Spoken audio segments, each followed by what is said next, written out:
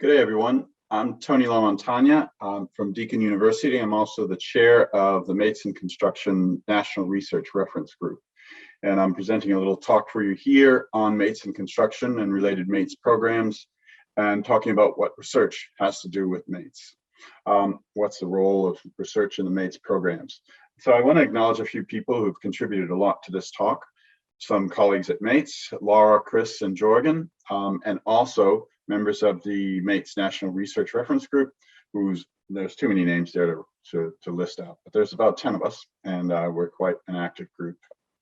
So I want to begin by just doing a quick acknowledgement of country, by acknowledging the Wurundjeri people of the Kulin Nations, the traditional owners of the land from which I speak today.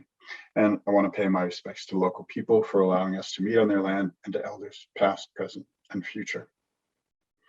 And I'd also like to put up some contact numbers for support in case any listeners are feeling distressed by the content of this talk. These numbers are available, and I will flash those numbers up at the end as well. Okay, so what will I talk about here? I'll give you a quick overview of where Mates came from, an overview of the program. Many of you will know this because you're dedicated Mates listeners in the first place, but it's worth going through it. And then I'll talk a little bit about how Mates emphasized research right from the outset, and then how collaborations have evolved and ways of doing research and supporting research have evolved over the last 15 years or so. And then we'll have a quick overview of the research on Mates that's been done to date. And then we'll talk about going forward, what's the strategy for research and Mates? What is research going to do for Mates? And then we'll summarize and finish. Okay, so many of you will know that Mates was created in 2007 and achieved charity status in 2008. And this was the initial impetus for this was based on a report by the Australian Institute for Suicide Research and Prevention, ASRAP, at Griffith Uni. And it was in looking at Queensland commercial construction, and found that suicide rates amongst construction workers were roughly 2 times or more higher than the rest of the male working population. And that's obviously a concern. That's obviously something that could be prevented, could be reduced. And hence, this was one of the initial inspirations for the Mates program. So it started up in the Queensland construction sector. It's since extended nationally, not to all states, but many states. And it's been adopted in other predominantly blue collar, whoops, I shouldn't have gone forward there, sorry. In other blue collar sectors, such as energy, mining, and currently we're looking at some possible extensions into manufacturing and rail, for examples. So Mates is structured as a federation, meaning that each state and territory that belongs has its own organization, and then an overarching national organization, Mates in Construction National, and the whole group is governed by a board of directors. So when Mates was created, it was emerged from a consultation with workers, businesses, unions, employer associations, mental health, suicide prevention experts, and even more. And from this consultation and examination of best practice and what else was happening around the world came the Mates program, which emphasizes a peer-to-peer element, that worker Mates looking after Mates at work, also embedded worker participation in the program, such that workers could have ownership of the program as an essential principle. It's industry-backed, industry-based, but workplace-focused. And there were business concerns about the competitiveness of the business environment. And so it would be working across the entire sector as opposed to being an individual workplace program. Mates needed to be an independent organization to address potential conflicts between unions and employers. I probably don't need to explain that any further. And there's a real dedicated focus to help offering as opposed to focusing only on help seeking. A lot of suicide prevention focuses on trying to stimulate people who are in distress to seek help. Well, men aren't particularly good at that, particularly worse than women. Blue collar men are probably worse than white collar men. And so the focus on help offering is about Mates look after Mates. You can operate from a position of strength by offering help to your mate, as opposed to being in what many people feel is a position of weakness by reaching out for help. And this, we believe, stimulates men to actually seek help ultimately, because mates have helped them along the way to doing that. Now, the program is also, by its construction, that's the program on the ground. The organization itself is characterized by 4 pillars of activity. Corresponds largely to what we just talked about, but there's also a 4th one. So there's raising awareness on sites, which is around training, general awareness training, for example. There's building strength on sites, training up volunteer connectors and assist workers. Connectors are just there with a sticker on their helmet saying, you can contact me and I'll connect somebody who needs help to the help they may need. The help may be mental health, maybe gambling, maybe relationship related, financial, all sorts of things affect mental health, and MATES works to build strength around each of those.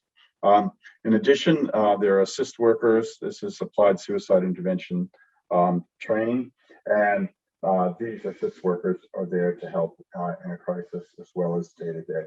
And then finally comes our research pillar or area of activity, which basically says that for MATES to stay current, to be the best possible program that it could be, we need to be engaging with researchers, to be evaluating what we do, to be looking at other areas of inquiry that are in suicide prevention, for example, that are relevant to what MATES is doing, so we can keep refining and improving the program as we go along. So research was importantly considered core business right from the outset. This is unusual for a suicide prevention organization, particularly an NGO or a charity. And so in addition to sort of needing research to keep improving the program, MATES also, based on its experience at the coalface, needs to influence research. So research doesn't happen in a vacuum, and obviously politics and other things come into deciding what research gets funded and so on. And MATES is an active player in this space, trying to influence research agendas at the national level, funding from the Commonwealth government and other research funding bodies, for example. And so it's really what we want is a reciprocal relationship where researchers are informing MATES practitioners are informing researchers. And that way you get the best information for action. So there have been researchers on the MATES board right from the outset in 2007. And this, over the 15 or so years since, has fostered a great culture of evaluation and collaboration with researchers. Here's a sort of a cartoon version of the 4 pillars. So initially, through research, this is that ASRAP report that showed construction workers' suicides were particularly high. That inspired the program to get out there, raise awareness on sites. That lead to recruiting volunteers, connectors, assist workers, providing support to workers in need on site, connecting people to help. And then you can evaluate looking back here, or you can be doing research that might be asking about new needs that have been identified by participants or industry. And you keep going around in that spiral, progressing upward, continually improving the program. So how do we do this? What are the structures around doing research? What are the processes? Well, one real positive thing we can say looking back is that over time, MATES collaborations increasingly reflect the multidisciplinary nature of the problem of suicide. So obviously, every suicide is a complicated story, an individual story, a human life lost. And the relevant areas of inquiry, understanding, knowledge, philosophy, wide range of disciplines have bearing on this. So here's a list that's partial: suicidology, psychiatry, psychology, epidemiology, occupational health and safety, and so on. And so this, over time, we're collaborating with more and greater diversity of perspectives on this complex problem of suicide. So in 2012, MATES felt the research was going really well and needed some additional structure. So a national research reference group was set up, and Alison Milner first headed that up. Currently, we've got 10 researchers on that group from all the states and territories around the country. And in 2017, MATES found enough funds to employ a research manager, Dr. Laura Cox, who's been a key player in developing research at MATES, as well as the research strategy that we're talking about today. And so obviously, MATES has greater capacity to be engaging in research with somebody like Laura on board. So what sort of research are we talking about here? There's three basic types or streams that we can describe. There's foundational research. So this is about providing insight into what's happening on the ground. Why do we need suicide prevention and construction, for example? Provides justification and context for the program's existence. So an example of this type of research is that initial ASRAP report, right? That justifies the need for this program and is the basis of, part of the basis of the money that's been earned from the from the Commonwealth government to run MATES programs. Evaluation research, the second type, is basically about looking at MATES programs that are implemented and saying, well, what happened? Did it achieve the goals we expected it to achieve? Were we able to roll this program out to as many workers as we thought we could? That's about implementation. Effectiveness is about whether we've achieved our outcomes. This is a big group. Foundational research to date is about half of the published research evaluations, about a third. And the third category, frontier research, is currently the smallest, about 15% or so.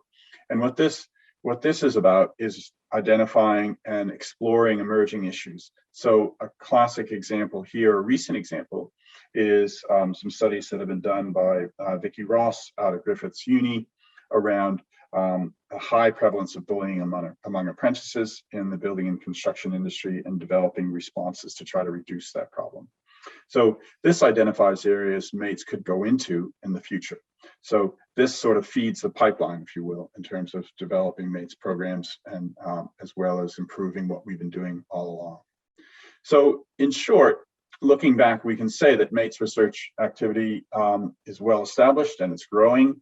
And we're in the process now of developing a research strategy so that MATES can try to more in a more structured way, direct and prioritize the research that we think will best serve the ultimate aim of reducing suicide in construction and other blue-collar male sectors. So the contributors to this developing strategy are the MATES board, MATES staff, the research reference group, and in particular, Laura. She's played a huge role in shaping this. So it's early days, but in a sketch form, we can say that we want to prioritize frontier research to identify new areas of inquiry, new possible program elements. An example of one is postvention in a at a work site where a suicide death might have occurred. MATES has developed or is developing ways to come to a site and respond to that.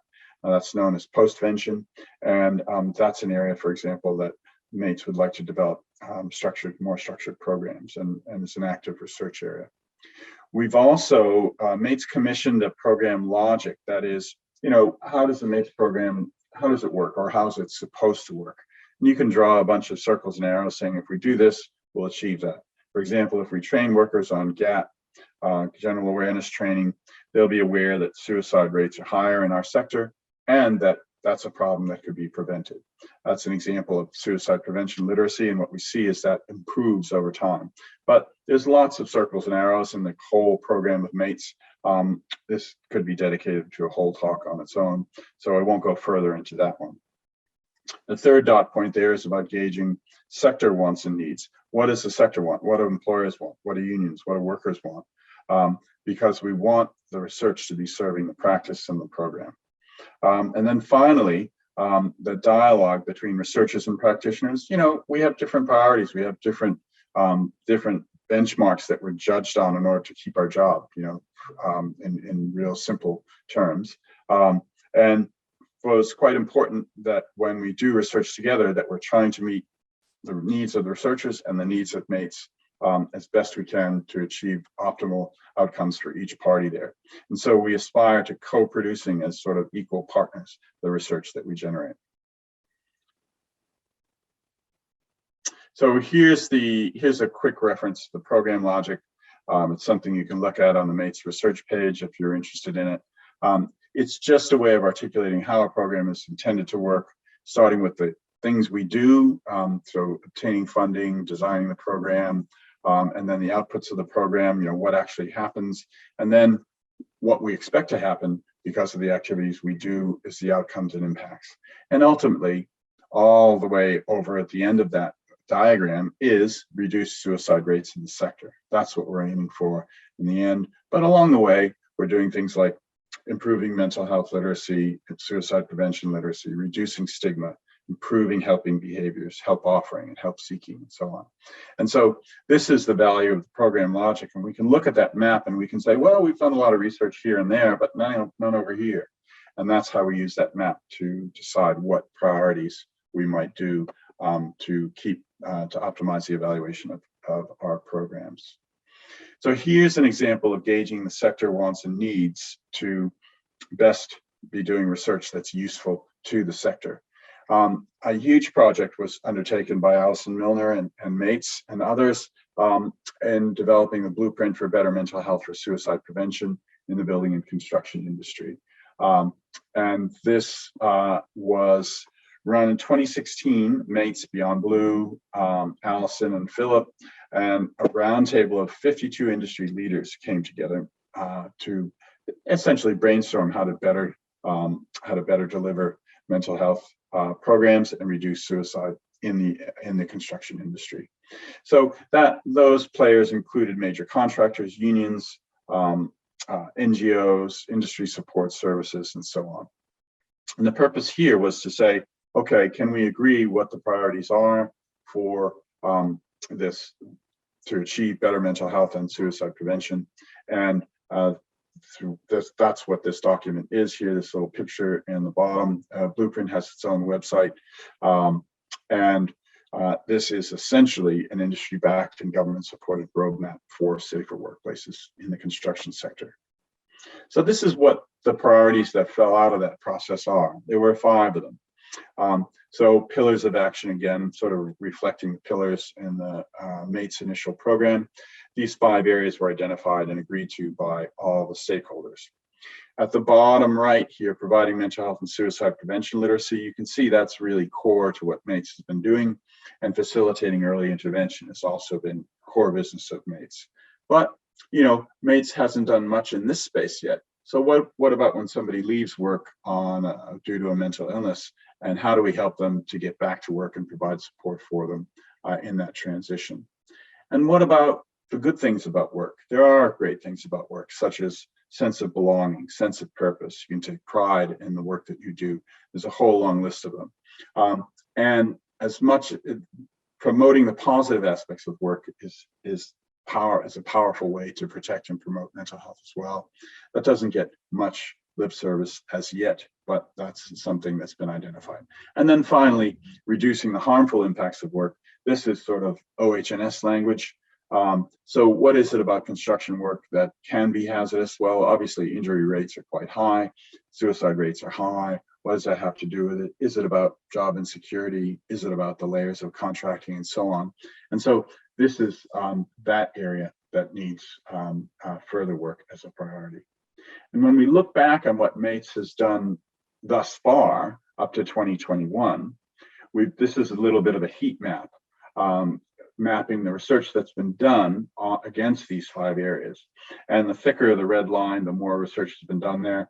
And it's no surprise to you that the main area that we have worked on is in providing mental health and suicide prevention literacy training and promoting suicide prevention literacy. And secondly, facilitating early intervention. So very little research on promoting positive works and return to work. We've done a little bit in reducing the harmful impacts of work on frontier research. So, for example, we talked a little bit earlier about identifying bullying as a particular issue for apprentices. That's an example of obviously reducing, to the extent we can reduce bullying, that would reduce the harmful aspect of work. So with this research, where does it all go? How does it, what can we say about how the process of identifying some research topic, going out and doing it, getting the learnings, how do we apply it to improve the working lives of people in the construction industry? Well, there's research priority setting, which we've talked a little bit about. Let's come back to that at the end of the loop. So a research question or topic is identified, you go and do the research, and then we get the findings, and who do we communicate them to? Well, this is the area of translating research to practice or research to policy. So ideally, we want the research findings to feed into the development of new programs that address newly identified problems, for example. We want it to engage with industry to stimulate employers to provide better working conditions. We want to engage politically to ensure that there's adequate sector-based or industry-based support for suicide prevention and other programs. And so this process is really about then feeding back to industry-relevant public health priorities, which in turn goes around in the loop. So it's very simplistic thus far, and our goal is to expand this little process and get a little more nuanced. So depending on the type of research that it is, you're obviously going to be communicating the findings and hoping to make change with different groups, employers versus workers versus funders versus government, for example. And so there's lots more work to do on this little simplistic diagram that will be progressing in the coming years. So one key question in this is, how do we decide what research is most important and should be done? Well, our aim is that all involved stakeholders have a say in this. So mates can initiate research, researchers can bring ideas to mates and say, what about this? Other stakeholders might say, we think mates should do research on whatever. So for example, government funding requirements requires some demonstration of social impact, for example. That would be another stakeholder influencing what research gets done. So here's an example of trying to balance mates and researchers' interests in coming to the focus of a particular project. So there's a source called the Million Mind Medical Research Future Fund and a Million Minds program that's around mental health research. And from this, myself and Tania King, another member of the research reference group, led by Jane Perkis at Uni Melbourne, got funded a large boy project. This is about preventing suicide in men and boys in a variety of sectors. It's a huge undertaking. It's about 7 different groups operating in schools, improving the quality and type of care that are provided for men by psychologists and psychiatrists, and so on. And we are running the workplace stream as a part of this larger project. MATES was really keen in terms of priorities at the time this was initiated on deepening the understanding of the connector role and how better to support connectors to do what we want them to do, to connect workers in need to the help that they need. But the dictates of the research in order to get the funding is that we needed population level outcomes. That means not just connectors, but all recipients of the program needed to be included in the evaluation of this research. And so what we did is, we went round and round about how best to find a middle ground on this, and we resolved to conduct a cluster randomized trial on the MATES core program, acknowledging one of the limitations that's emerged from a review of the evidence to date is that most of it doesn't have an experimental design. And by that, it simply means that unless you can randomly assign people to get the intervention or not, it's possible that other factors might explain your results or your improvements in outcomes. And so this is key to keeping MATES evidence-based and keeping good funding coming in to support the work that MATES does. So that's an example of a little bit of back and forth to try to arrive at a research question or focus that will serve both the needs of MATES and the researchers. So we're continuing to try to develop processes for supporting or collaborating on research. And one of the ways we're doing this is to say, well, if you're a researcher and you want to initiate some research project, your first port of call is the CEO of the MATES program in your jurisdiction. So maybe you're in WA and you've got a mining project. Well, you would go to the MATES WA CEO and propose your project, and then it'd be back and forth about, what's it going to do for mates, what are the needs of the research, and that step we hope will improve the alignment of mates' needs and researchers' needs. So, in addition to understanding how it's going to improve practice or can improve practice, the research value has to be demonstrated as well. If you can't do that, you tend not to get research funding by the funders, and so this is equally important. And we're working to sort of raise awareness across mates practitioners, CEOs, managers at the state and territory level, as well as raise awareness of researchers, among researchers, of the needs of mates programs on the ground. So in summary, there's a strong body of mates related research to date, and we're quite proud of that. And from here, we'll continue to develop a strategy and culture to prioritize and support research that will respond to existing gaps in the evidence base. That's that program logic bit. That's aligned with the program logic and blueprint pillars. Again, follows a partnership approach wherever possible, where mates and researchers are partners in the research project, links to practical translation to policy or practice, and is informed by political strategy.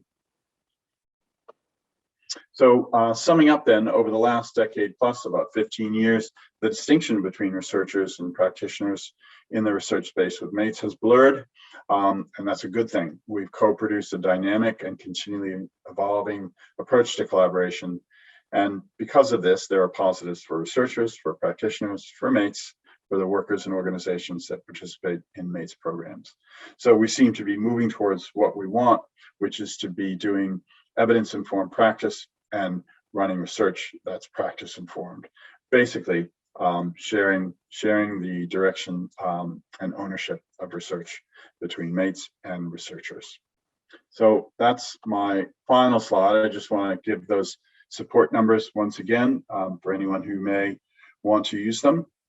And I can point you to, on the mates website, I can point you to the Research and Resources tab, where we have, there's the program logic, there's a list of research reports and so on that are here. This Queensland Apprentice report that was mentioned. And finally, I'd like to close by acknowledging mates sponsorship of a PhD scholarship in memory of Alison Milner. Many of you will have heard of Alison. If you haven't, Alison was the first research director of mates. She was an extraordinary woman who died well before her time a couple of years ago in an unfortunate accident. And this is to honor her memory by supporting young scholars like her into the future. So that's a dedication to Alison. Thank you.